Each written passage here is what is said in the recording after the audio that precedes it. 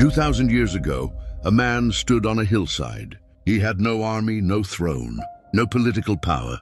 He owned nothing, and he said things so radical, so impossible, so completely unlike anything anyone had ever heard, that the world has not recovered from them yet. Love your enemies. Forgive 70 times 7. The last shall be first. These are not comfortable words. They are not easy words. They are words that, if you actually tried to live them, would change every single relationship in your life. Every single one. Tonight, we go back to those words. Not as religion, as a challenge. He was not talking to the comfortable. Before we get to the teachings themselves, there is one thing you need to understand about the context, because it changes everything. When Jesus delivered the Sermon on the Mount, the single greatest collection of spiritual teaching in human history, he was not speaking to kings, to priests, or to scholars. He was speaking to people who were exhausted, people who were occupied, oppressed, struggling, and tired, farmers, fishermen, people who had been told their whole lives that they were not important enough for. Got to notice, he looked at those people, the ones the world had passed over, and he said, "Blessed are you." Everything that follows comes from that starting point. These teachings were not written for people who had everything figured out.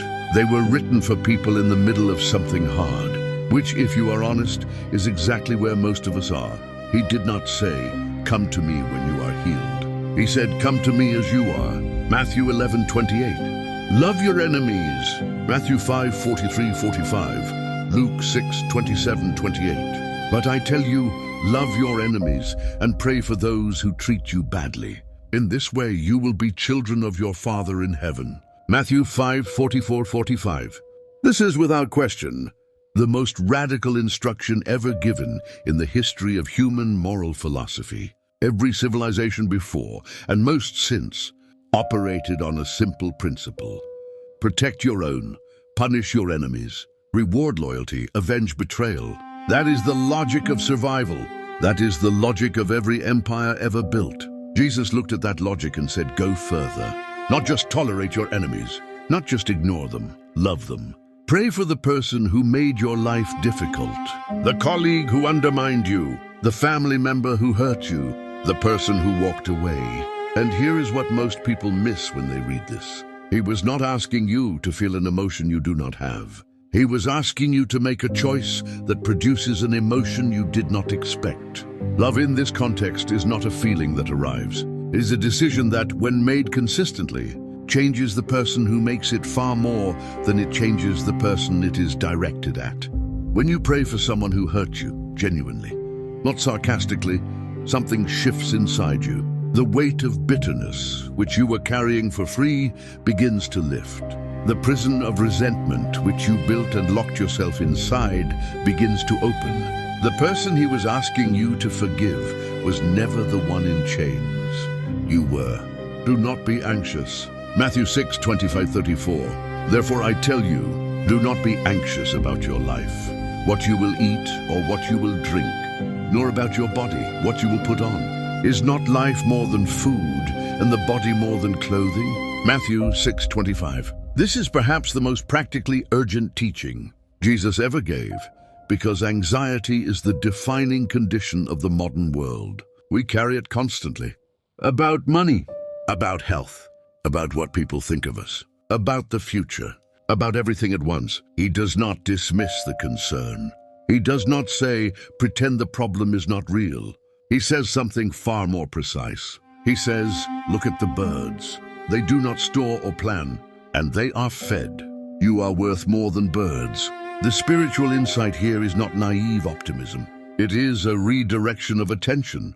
Anxiety pulls your entire being into a future that does not exist yet. It makes you live in a moment that may never come, while the moment that is actually here, the only moment where anything can be done, where any peace can be felt, where any grace can be received, passes unnoticed.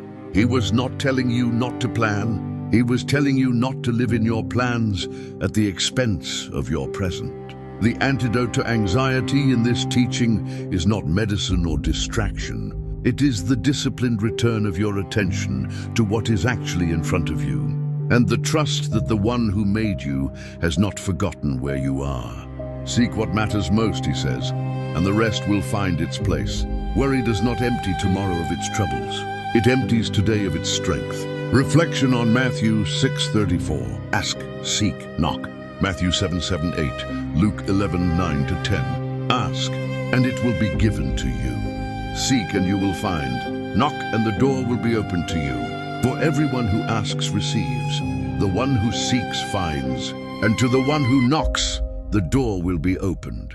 Matthew 7:7-8. Read this slowly, not as a prayer formula, as a structure for a life. 3 verbs, 3 levels of engagement.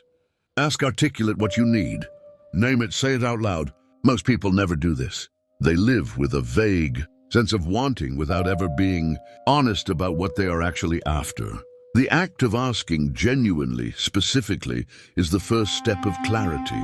Seek, go looking. This is active. It requires movement, effort, willingness to be wrong, willingness to revise, willingness to keep going when the first direction does not lead anywhere. Seeking is not passive waiting. It is engaged pursuit. Knock, persist at the door. This is the step that most people skip. They asked once. They looked once. The door did not open immediately. They walked away. But the teaching is unambiguous. Knock. Keep knocking. The door is there. The one behind it is listening. The timing is not yours to control, but the persistence is. And then the promise, which is absolute. Everyone who asks receives. Everyone who seeks finds. Everyone who knocks the door opens. Not some, not the worthy. Not the ones who have it all together. Everyone. The lost sheep. Luke 15:4-7. Which of you, if you had 100 sheep and lost one of them, would not leave the 99 in the open field and go after the lost sheep until you found it? And when he finds it, he lays it on his shoulders, rejoicing. Luke 15:4-5. This short parable contains one of the most extraordinary theological statements in the entire Bible, and it is almost always read too quickly to feel the full weight of it. A shepherd has 100 sheep.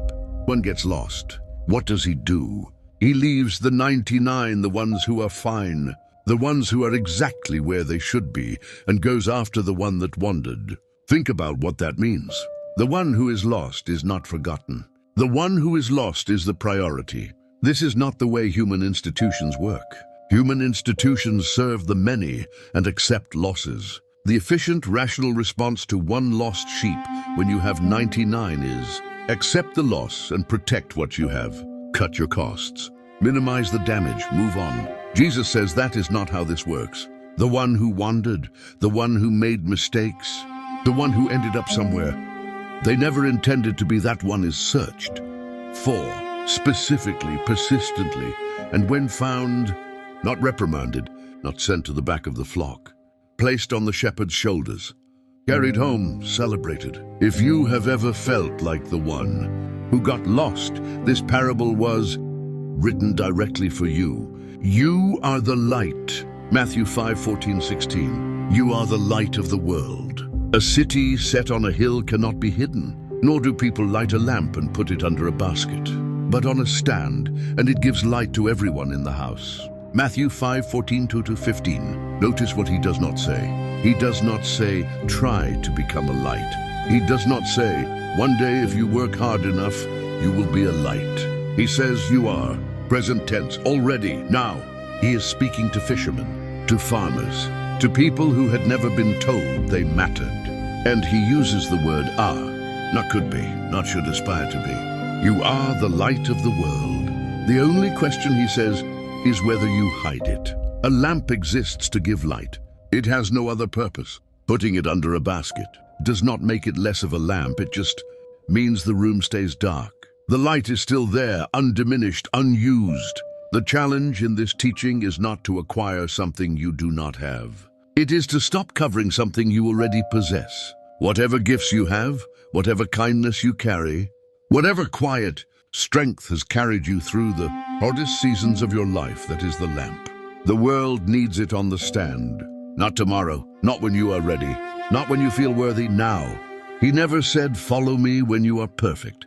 He said, follow me. What these teachings have in common. Look at all 5 of these teachings. together, and you will notice something that runs through every single one of them like a thread. None of them are about what happens to you. All of them are about what you choose to do with what happens to you. Love your enemies, a choice you make about people who have already acted. Do not be anxious, a choice you make about how to hold the future. Ask, seek, knock, a choice to keep engaging when the answer has not come yet. The lost sheep, a reminder that being found is not something you earn. It is something that happens when you stop running. You are the light, not a command to become something, but a permission to stop hiding what you already are. Every single teaching is, at its core, an invitation to live from the inside out rather than the outside in. To stop waiting for circumstances to be right before you begin to be who you are. To stop letting the world outside determine the condition of the world inside. The central message. The kingdom of God, in the teaching of Jesus, is not a place you go after you die. It is a condition you can inhabit right now, a way of seeing, a way of relating, a way of being present that transforms ordinary circumstances into something extraordinary. He described it as a seed growing in secret, as bread rising from within, as light spreading from a single source. Always internal, always available, always already present, waiting only for the choice to stop suppressing it. The most powerful thing about these teachings is not their complexity, it is their simplicity. They do not require resources, education, status, or perfect circumstances. They require only a decision made today, renewed tomorrow, practiced imperfectly for a lifetime. One teaching, this week, all in. I want to leave you with something specific, not something to think about, but something to do. Pick one of the 5 teachings from today, just one, and for the next 7 days, try to live it as honestly as you can. Not perfectly, not completely, just honestly. If you choose love your enemies, think of one person in your life who has caused you pain, and pray for them once a day. Not because they deserve it, because you deserve to be free of the weight of carrying it. If you choose, do not be anxious. Every time you feel worry rising today, name it out loud and then deliberately bring your attention back to the present moment. The breath in front of you, the person next to you, the ground under your feet. If you choose, ask, seek, knock, identify one thing you have been wanting but have been afraid to ask for. Ask for it today, specifically, sincerely, without apology. These teachings have been read for 2,000 years. They have changed more lives than any army, any empire, or any institution in history. Not because they are complicated, because they are true, and the people who tried to live them discovered something they could not undiscover, that the life Jesus was describing is not a reward waiting at the end. It is available right now, today. The life he was describing is not a destination. It is available right now. Which of the 5 teachings hit you hardest today? Drop it in the comments. And if someone in your life needs to hear this, share this video with them. Sometimes the right words find us exactly when we need them. Like, subscribe. Which teaching speaks to you?